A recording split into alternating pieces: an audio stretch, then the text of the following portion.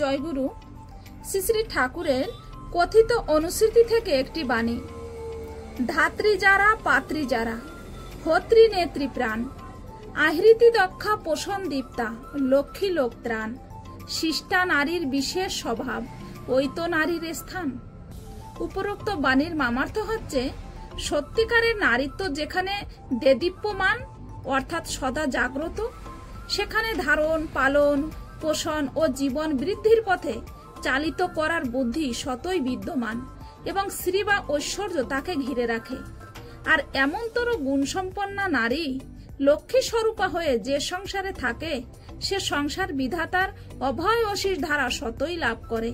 তার ফলে জাগতিক নিয়মে সাময়িক বিপদ আপদ যাই কিছু আসুক না কেন তাকে জয় করে সে সংসারের পরিজনেরা শুভের পথেই চলৎশীল থাকে। জয় গুরু।